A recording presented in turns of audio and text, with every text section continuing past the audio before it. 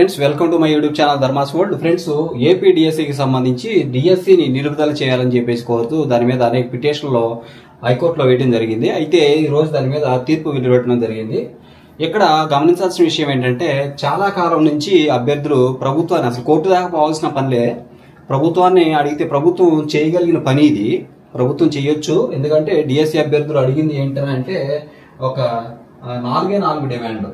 వాళ్ళు అడిగింది 4 ఏంటంటే, ఇక్కడ చూడండి, జూన్ 6 నుంచి ఆంధ్రప్రదేశ్ మెగా డిఎస్సి పరీక్షలు యథాతథంగా జరుగుతాయని చెప్పేసి మెగా డిఎస్సి నిలుపుదల కోరుతూ వేసిన పిటిషన్ ఏపీ హైకోర్టు తోసిపుచ్చింది. డిఎస్సి పరీక్షలపై స్టే కోరుతూ వేసిన అనుబంధ పిటిషన్లను కూడా కొట్టేసింది. హాల్ టికెట్లు ఇచ్చామని, పరీక్షలకు ఏర్పాట్లు చేశామని ప్రభుత్వ న్యాయవాది కోర్టు దృష్టికి తీసుకురావడం జరిగింది. ఈ దశలో మధ్యంతర ఉత్తర్వులు ఇవ్వలేమని స్పష్టం చేసింది. ఇప్పుడు చాలా సందర్భాల్లో ఒక జనరల్గా మనం మాట్లాడుకుందాం, ఈ కోర్టు ఇచ్చినటువంటి తీర్పును పక్కన పెట్టేసి మనం జనరల్గా మాట్లాడుకుంటే, చాలా సందర్భాల్లో రీసెంట్గా కూడా ఒక రాష్ట్రంలో పోస్టింగ్ ఇచ్చిన తర్వాత కూడా నోటిఫికేషన్ రద్దు చేశారు. పోస్టింగ్ ఇచ్చిన తర్వాత కూడా, అంటే అందులో అన్యాయం జరుగుతుంది, అక్కడ ఒక అన్యాయం జరిగింది అన్న ఉద్దేశంతో పోస్టింగ్స్ ఇచ్చాక, పోస్టింగ్స్ ఇచ్చి 1 year 2 years అవుతుంటే అప్పుడు కూడా అది రద్దు చేశారు. అంటే అన్యాయం జరగకూడదు, అందులో నోటిఫికేషన్లో తప్పులు ఉన్నాయి, లేకపోతే ఆ యొక్క ప్రాసెస్లో తప్పు ఉంది అనుకున్నప్పుడు దాన్ని అట్లా రద్దు చేశారు. ఇది మానవతా దృక్పథంతో కూడా మనం ఆలోచిస్తే, అభ్యర్థులు అడుగుతుంది ఏంటి, 2 సంవత్సరాల నుంచి టెట్ ఇవ్వలేదు కాబట్టి, అదే 1.5 year దగ్గర నుంచి టెట్ ఇవ్వలేదు. యాక్చువల్గా ఈ పార్టీకి రెండో టెట్ టైం అప్పుడు ఇచ్చినటువంటి టెట్తో ఆ సమయం నుంచి ఇప్పుడు వరకు చూసుకుంటే ఇది రెండో టెట్ ఇవ్వాల్సిన సమయం అన్నమాట. ఈ నెలలో రెండో టెట్ ఇవ్వాలి. ఒక టెట్ జనవరిలోనూ డిసెంబర్లోనూ ఇచ్చి ఉండాలి, లేదంటే రెండోది ఇప్పుడు ఇవ్వాలి. ఈ నెలలోనే జూన్ నెలలో ఇవ్వాలి. జూన్ లేదా జూలై అన్నాం కదా, జూన్లో ఇవ్వాలి, ఈ నెలలో ఇవ్వాలి, కానీ ఇవ్వలేదు. ఇది అన్యాయమే కదా. ప్రభుత్వం మరి అభ్యర్థులకి 2 సంవత్సరాల నుంచి బయటకు వచ్చారు. 2 సంవత్సరాల నుంచి ఇప్పుడు వరకు చూసుకుంటే ఈ మధ్యలో ఒక 2 బ్యాచ్లు డిఈడి బీఈడి చేసిన వాళ్ళు బయటకు వచ్చారు.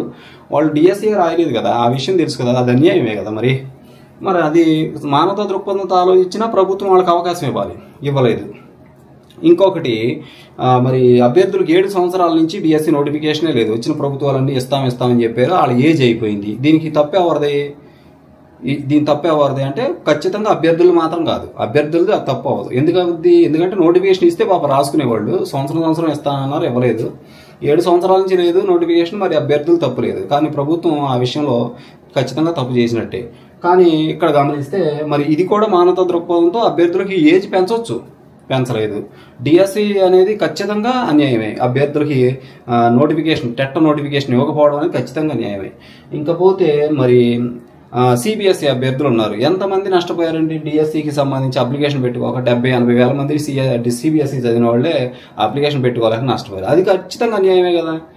అవకాశం ఖచ్చితంగా ఇవ్వాలి కదా, అది అన్యాయం కదా, అది కూడా అన్యాయమే. మానవతా దృక్పథంతో ఆలోచిస్తే ఈ విషయాలన్నీ కూడా అభ్యర్థులకి జరిగే అన్యాయాల కింద లెక్క. మరి ఇంకొక విషయం చూద్దాము. అన్ని సంవత్సరాలు నోటిఫికేషన్ ఇవ్వలేదు కాబట్టి 47 కాదని 48 సంవత్సరాలన్నా చేయమని చెప్పి అడిగారు. ఈ ఒక్కసారికి మినహాయింపు ఇవ్వండి, ఈ ఒక్క నోటిఫికేషన్గా అని చెప్పేసి అడిగారు. వాళ్ళు ఒక అవకాశం వచ్చేది, వాళ్ళు రాసుకునేవాళ్ళు, అది బాగానే ఉండేది. అది కూడా చేయొచ్చు. ప్రభుత్వానికి ఏ నష్టం లేదండి. ప్రభుత్వానికి పేరు వస్తుంది, మంచి పేరు వస్తుంది ప్రభుత్వానికి. కానీ ఆ పేరు ఎందుకో మరి పోగొట్టుకుంటారేమో అని అనిపిస్తుంది. ఎందుకంటే 16,000 పోస్టులు అంటే చాలా ఎక్కువ పోస్టులు. దీనికి ఎన్ని లక్షల మంది రాస్తారండి. ఎంత లేదనుకున్న యావరేజ్లో ఖచ్చితంగా 6 లక్షల మంది అని అప్లై చేసుకునేవాడు. ఓకే, అప్లై చేయలేకపోయారు. నిజంగా ఇది అన్యాయమేనండి. అయినా ఇప్పుడు ఇదంతా ఏంటంటే మంచి పేరు, ప్రభుత్వానికి మంచి పేరు వచ్చే స్థాయిలో దాన్ని చేజార్చుకుంటున్నారేమో అని అనిపిస్తుంది. ఎందుకంటే బయట జనరల్ పబ్లిక్ ఒపీనియన్, ఇప్పుడు మనం కూడా పబ్లిక్కే, మన చుట్టూ వెళ్తుంటే చాలా మంది అంటలేదు, మాకు ఇవ్వలేదు అవకాశం, మాకు ఇవ్వలేదు, ఇస్తే ఏం పోయింది, ఇస్తే ప్రభుత్వానికి వచ్చే నష్టం ఏంటి, నోటిఫికేషన్ ఒక 90 రోజులు ఆపమన్నారు, చదువుకుంటామన్నారు, ఇస్తే నష్టం ఏంటి, ప్రభుత్వం ఇప్పటికిప్పుడు అడావడిగా ఇచ్చేసేయాలా, ఎందుకు అంత నష్టం, అంత తొందర ఎందుకు అని ఇది జనరల్ పబ్లిక్ ఒపీనియన్. ఇది ఇన్ని సంవత్సరాల నుంచి గత ప్రభుత్వం అన్యాయం చేసింది, వీళ్ళు అన్యాయం చేస్తున్నారు అని అంటున్నారు. వీళ్ళు కూడా అన్యాయం చేస్తున్నారు. వాళ్ళు నోటిఫికేషన్ ఇవ్వకుండా అన్యాయం చేశారు, వీళ్ళు నోటిఫికేషన్ ఇచ్చి రాసుకోనియకుండా అన్యాయం చేస్తున్నారు అని అంటున్నారు. సిబిఎస్ఈ వాళ్ళు ఎంత అన్యాయానికి గురయ్యారు. మరి ఓపెన్ కేటగిరీ అభ్యర్థులకి కూడా మరి మార్క్స్ విషయం ఇంతవరకు ఈ టాపిక్కే లేదు అసలు. డిఎస్సికి సంబంధించి 10th ఇంటర్మీడియట్ లేదా ఇంటర్మీడియట్ డిగ్రీలో మినిమం క్వాలిఫైయింగ్ మార్క్స్ అనే మ్యాటరే లేదు. అభ్యర్థులకి అసలు అది దృష్టిలోనే లేదు, ఇంతకుముందు ఎక్కడా పెట్టలేదు. మరి ఇప్పుడు అంత హై లెవెల్లో అంత ఫిక్స్ చేయడం అనేది మరి అభ్యర్థులు ఒకసారి షాకింగ్ అనమాట. 7 సంవత్సరాల నుంచి చదువుకుంటా ఉన్నవాడు కూడా ఇవాళ అప్లికేషన్ పెట్టుకోలేకపోయాడు. మరి అది ఖచ్చితంగా ఇది ఆ అవకాశం ఇస్తే 10 కాలాల పాటు ప్రభుత్వం గురించి చెప్పుకునేవాళ్ళు. ఖచ్చితంగా వీళ్ళంతా కూడా ఒక 3-4 లక్షల మంది అభ్యర్థులు ఆగిపోయారండి. ఏదో రకంగా టెట్టలేకో ఏజీ బారైపోయో మరి ఇంకా రకరకాల ఇప్పుడు చెప్పుకున్నాం సిబిఎస్ఈ వాళ్ళని ఎట్లాంటి కారణాలు మరి టెట్టమని ఎంత బతిలాడాడు. ఇస్తే నష్టమేముంది, ప్రభుత్వానికి వచ్చే నష్టమేమీ లేదు. కానీ మరి ఇవ్వలేదు ఎందుకో. అవన్నీ కూడా ప్రభుత్వం ఖచ్చితంగా ఏంటంటే ఒక్కసారి ఆలోచిస్తేనే మంచిది. ఇది చేతులారా ప్రభుత్వానికి వచ్చే మంచి పేరు పోగొట్టుకుంటుంది అనే విషయం అయితే క్లారిటీగా ఉంది. ఎందుకంటే పబ్లిక్ ఒపీనియన్, ఇది మన ఒపీనియన్ కాదు, లేదా మనం క్రియేట్ చేసి చెప్పేది కాదు. ఇవాళ బయటికి వెళ్ళి జస్ట్ ఊరికి అడుగుతుంటే చెప్తున్నారు, జస్ట్ వాళ్ళే మాట్లాడుకుంటున్నారు ఎందుకంటే అందరి దగ్గర డిఎస్సి గురించే చర్చ. ఎందుకంటే ఒక పెద్ద నోటిఫికేషన్ ఏపీలో ఇప్పుడు దాకా లేదు, వచ్చింది. అది ఎప్పటి నుంచో కావాలనుకుంటున్న నోటిఫికేషన్ వచ్చింది. మరి ఖచ్చితంగా దాని గురించేగా యువత అంతా మాట్లాడుకునేది. డిఈడి బీడీ చేసిన వాళ్ళు అంతా కూడా దాని గురించేగా మాట్లాడుకుంటారు. అందరూ అదే మాట్లాడుకుంటున్నారు. ఒక్కలే చెప్పుకునే మాట ఏంటంటే ప్రభుత్వానికి మంచి నేమ్ వచ్చే నోటిఫికేషన్ ఇది. ఎందుకంటే ఇప్పుడు వీళ్ళకి ఎందుకు ఆపేయాలి, రాసుకొని ఇస్తే నష్టమైపోయింది. అవకాశం ఇచ్చేస్తే రాసుకుంటారు. రాసుకుంటే ప్రభుత్వానికి పేరు వస్తుంది కదా, పేరు వస్తుంది, మంచి పేరు వస్తుంది. ప్రతి ఒక్కరు రాసుకుంటాడు. వాడికి జాబ్ వచ్చినా రాకపోయినా రాసేయాలి అనే సాటిస్ఫాక్షన్ అడుగుంటుంది. అది లేకుండా పోగొట్టేసుకున్నారా చేతులారా, అది పోతుందే అనే అభిప్రాయం అయితే ఖచ్చితంగా అందరి దగ్గర ఉందన్నమాట. ఇప్పుడు టెట్ ఇస్తే నష్టమేం లేదు. ఒక 4 రోజుల్లో లేకపోతే 45 రోజుల్లో అయిపోద్ది. ఎట్టగో 90 రోజులు లేకపోతే ఒక 80 రోజులు చదువుకోవడానికి టైం అడిగారు. ఈ లోపు టెట్ ఇచ్చేతే ఇంకా హ్యాపీగా ఫీల్ అయ్యేవాడు, అందరూ హ్యాపీగా ఫీల్ అయ్యేవాడు. వచ్చినా రాపోయినా ఖచ్చితంగా వీళ్ళు కంపల్సరీగా ఏంటంటే ప్రభుత్వానికి సానుకూలంగా ఉండేవాడు. ఇప్పుడు ఏంటంటే అసలు అన్నం కూడా తినేయకుండా అన్నం కనీసం ఇప్పుడు ఇది అంటారు కదా, అంతా పళ్ళెలో పెట్టేసి తినేయకుండా చేశారని అంటారు. అది ఎలా ఉందో కూడా తెలియదు. అట్లాగా ఇప్పుడు అభ్యర్థులు రాసుకుందాం ఎగ్జామ్ అని చెప్పేసి కనీసం రాసుకుంటే ఆ టాలెంట్ ఏంటో బయటపడేది. కనీసం వాడికి పోస్ట్ రాకపోతే నేను సరిగ్గా చదవలేకపోయాలి, రాయలేకపోయాలి అని ఆడాడు సరిపెట్టుకుంటాడు. ఇవాళ తప్పెవని పడతాడంటే వాడు రాయని వాడు, చదవని వాడు కూడా తప్పెవని పడతాడంటే గవర్నమెంట్ని తప్పు పడతాడు. ఎందుకంటే నాకు అవకాశం ఇవ్వలేదురా అని ఒకే మాట అంటాడు తప్ప ఆడు చదివాడో లేదా అది తర్వాత సంగతి. నాకు అసలు కనీసం అప్లికేషన్ పెట్టుకోవడానికి అవకాశం ఇవ్వలేదురా అనే మాట ఎక్కువ వినపడుతుంది. మరి అది ఏంటంటే ఇవ్వచ్చు. ఇటువంటి వాటిల్లో ప్రభుత్వం సానుకూలంగా వ్యవహరించి మానవ దృక్పథంతో ఈ అంశాలన్నీ కూడా పరిగణలోకి తీసుకుని ఒకసారి నోటిఫికేషన్ రీఓపెన్ చేసి మొన్నైనా రీఓపెన్ చేసి అందులో అంశాలు కొద్దిగా సడలించి ఇచ్చినట్లయితే ఇంకా చాలా అప్లికేషన్లు పెరిగాయి.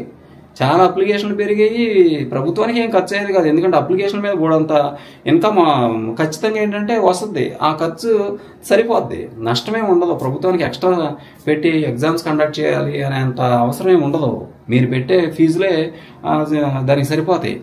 కాబట్టి నష్టమేమి లేదు. ఇంకా పైపెచ్చి ప్రభుత్వం సానుకూలంగా వాళ్ళకి అవకాశం ఇవ్వండి ఒక మాట అంటే అసలు ఎంత గొప్పగా చెప్పుకున్నాడు ప్రభుత్వం. జాబ్ వచ్చినా రాకపోయినా కానీ ఖచ్చితంగా గొప్పగా చెప్పుకున్నాడు. ప్రభుత్వానికి గొప్ప పేరు వచ్చేదనమాట. కానీ ఆ పేరు మరి పోగొట్టుకుంటున్నారేమో అనే అభిప్రాయం అయితే చాలా చోట్ల వినిపిస్తూ ఉందన్నమాట.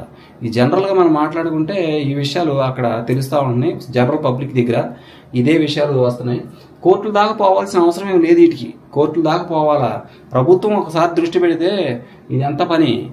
అభ్యర్థులందరికీ అవకాశం ఇస్తే నష్టం ఏంటి? పెడితే నష్టం ఏంటి? నష్టమేం లేదు. మంచి పేరు వస్తుంది ప్రభుత్వానికి, గొప్ప పేరు వస్తుంది. మరి అది ఎందుకు అలా చేతులారా పోగొట్టుకుంటున్నారు? మరి మన విద్యాశాఖ మంత్రి గారికి ఈ విషయాలు తెలియకుండా ఉండవు. లేదంటే మధ్యలో ఇంకెవరో ఆయన దాకా వెళ్లకుండా ఆపడానికి అయితే ఛాన్సే ఉండదు. లేదంటే ఒకవేళ అలాంటి వాళ్ళు ఉన్నా ఆయన ఖచ్చితంగా ఎలా ఉంది, ప్రాసెస్ ఏముంది, అభ్యర్థుల సమస్యలు ఏంటని ఖచ్చితంగా అడగాలి. అడిగితే ఖచ్చితంగా ఇవన్నీ కూడా తెలుస్తాయి. పోనీ అధికారులు వీటిని వాళ్ళ దృష్టికి పోనీ లేదా అంటే అట్లా అయితే అట్లా పరిపాలన అంటే అన్ని అంశాలు ఉంటాయి. అన్నీ తెలుసుకోవాల్సిన బాధ్యత. కింద వాళ్ళు చెప్పినా చెప్పకపోయినా పైన ఉన్న వాళ్ళు ఖచ్చితంగా తెలుసుకోవాలి. అప్పుడే కదా మరి రాజకీయ విజ్ఞత అనేది అప్పుడు బయటపడద్దు కదా. పరిపాలన విషయంలో లోటుపాట్లు అనేవి కింద వాళ్ళు చెప్పినా చెప్పకపోయినా పసిగట్టాలి రాజులు. మరి అట్లాంటి ఇంతమంది రోడ్డు మీద ఈ రోజు కూడా విజయవాడలో ధర్నా చౌక్లో ధర్నా చేశారు, ఈ రోజు కూడా చేశారు. మరి ఇవన్నీ తెలియకుండా ఎలా ఉంటాయి? తెలుసు కదా, ఈ సచివాలయం దగ్గరేనే కదా ఇవన్నీ జరిగేదన్నీ. మరి వీటన్ని ఎలా పెడచెవిని పెడుతున్నారో, ఎలా ఓవర్లుక్ చేస్తున్నారో అనేది తెలియదు. ఖచ్చితంగా ఏంటంటే అభ్యర్థులకు అవకాశం ఇస్తే అభ్యర్థులకు కాదు, వచ్చే మేలు ఎక్కువగా గవర్నమెంట్కి వస్తుంది. గవర్నమెంట్కే క్రెడిట్ దక్కుద్ది, క్రెడిట్ అంతా గవర్నమెంట్దే. కానీ గవర్నమెంట్ మరి ఎందుకు కాదనుకుంటుందో తెలియదు మన అందరికీ. ఈ విషయాలు ఈ కోర్టు దాకా వెళ్లాల్సిన విషయాలు అయితే కాదు. ఈ సానుకూలంగా ఇక్కడే మానవతా దృక్పథంతో ఆలోచించిన గవర్నమెంట్ అందరికి అవకాశం ఇచ్చే అవకాశం ఉంది. మరి ఎందుకు ఇవ్వలేదు అనేది ఇప్పటికీ తెలియట్లేదు. అభ్యర్థులు కూడా సరైన రిప్రజెంటేషన్ కోర్టు దాకా పోతున్నారు కానీ ఏనాడు కమిషనర్ దగ్గరికి వెళ్ళి, కమిషనర్ ఆఫీస్ దగ్గరికి వెళ్ళి సమస్యలు మూకుమ్మడిగా చెప్పినట్టు ఎక్కడ అనిపించాల.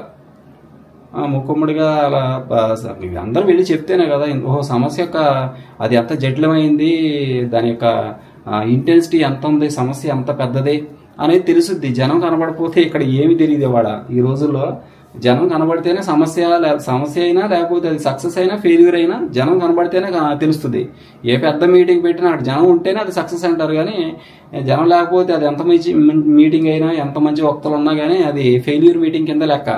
అట్లాగే ఇవాళ సమస్య అయినా ప్రభుత్వ దృష్టికి వెళ్ళాలంటే జనమే కావాలి, జనం కనబడాలి. అక్కడ జనం లేకుండా మా సమస్య అని ఎవడు మైకులో వాడు పట్టుకుని ఎవడింట్లో వాడు ఊతున్నాడు అవదో పని అది. కాబట్టి ఇక్కడ మీ రిప్రజెంటేషన్ ఇవ్వడంలో మీరు ఫెయిల్ అవుతున్నారు. మరి దాన్ని తీసుకోవడంలో, దాన్ని గుర్తించి సాల్వ్ చేయడంలో మరి ఇంకా పైన ఉన్న అధికారులు కూడా మరి ఫెయిల్ అవుతున్నారేమో అని అనిపిస్తుంది. మొత్తానికి ఏంటంటే ఇది సానుకూలంగా ఆలోచించే విషయం. మరి thank you so much for watching me. Please share this video and subscribe my channel. Thank you so much.